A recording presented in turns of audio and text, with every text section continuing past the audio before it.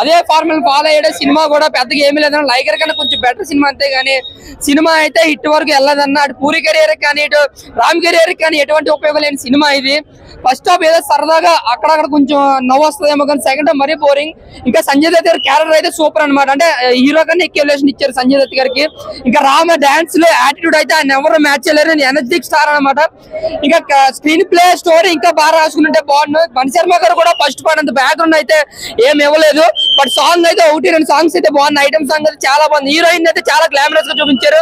So overall గా puri and Ram ఏదైతే అనుకుని తీసారో అది పూరి మాత్రం డైరెక్షన్ పరంగా బాగుంది. కానీ స్టోరీ స్క్రీన్ ప్లే మరీ బోరింగ్ గా రాశారు, రొటీన్ గా రాశారు అనమాట.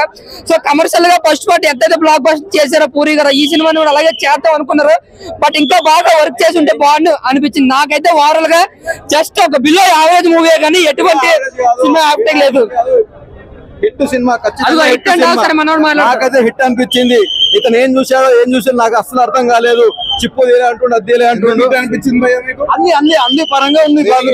హాలీ కామెడీ అయినా, మన పూరి జగన్నాథ్ డైరెక్షన్ అయినా, రామ్ ఎనర్జీ అయినా, హీరోని గ్లామర్ అయినా, మణిశర్మ మ్యూజిక్ అయినా అన్ని పరంగా చాలా బాగుంది సినిమా. చాలా అంటే చాలా బాగుంది. అందరూ ఫ్యామిలీ తోటి వెళ్ళి చూడాల్సిన సినిమా ఇది. ప్రతి ఒక్కరు చూడాలి మూవీ. డిప్రెషన్ గా ఫీల్ అవ్వద్దు. డిప్రెషన్ గా అస్సలుగా లేదు. ఎనర్జీ సినిమా ఉంది. ఎక్కడికైనా చూడాలి. స్మార్ట్ శంకర్ పూరి జగన్నాథ్ మార్క్ అయితే లేదు సినిమాలో. అంటే 90 కొద్ది తగ్గ లైగర్ మీద కొద్దిగా చిన్న రోడ్డు నేను కొలలేదు బ్రో. వాగు చెప్పని సినిమా అంటే మనకి ఫస్ట్ హాఫ్ చూసుకుంటే కనుక అసలు రాము ఇస్మార్ట్ ఒకరు ఎప్పుడు ఫస్ట్ పార్ట్ హిట్ అయ్యని చెప్పి సెకండ్ పార్ట్ సినిమాలో డీజే టిల్లు తప్ప ఏవి సక్సెస్ కాల. కిక్ 1, కిక్ 2, గబ్బర్ సింగ్ 2 అని, మన్మధు 1, మన్మధు 2 అని ఏ డీజే టిల్లు తప్ప 2 పార్ట్ హిట్ కాల.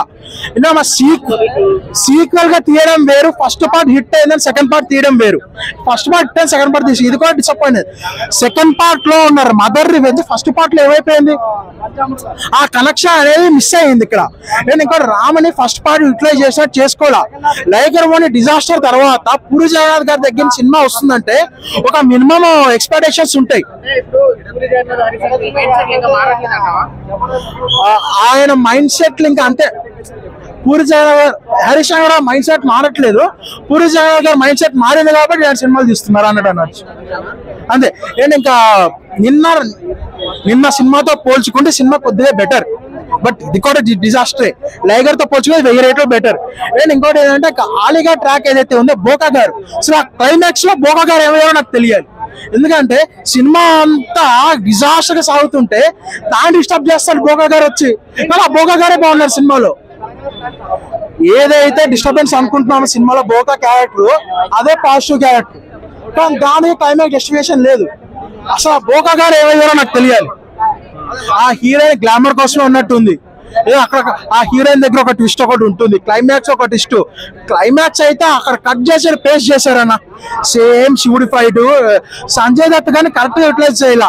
సంజయ్ దత్ డబ్బింగ్ కూడా మనకి అంటే లైగర్ మీద ఒక మెట్టు ఎక్కువ అంతే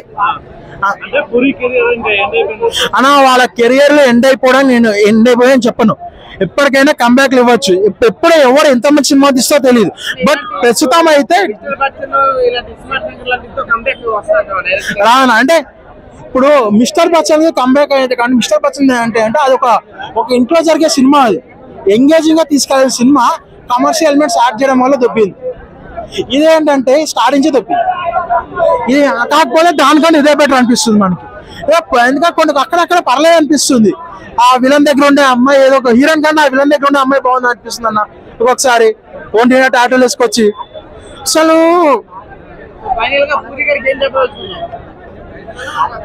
ఇప్పటికి లైగర్కి ఒకటి చెప్తే ఇప్పుడే ఒకటి చెప్తా అన్న.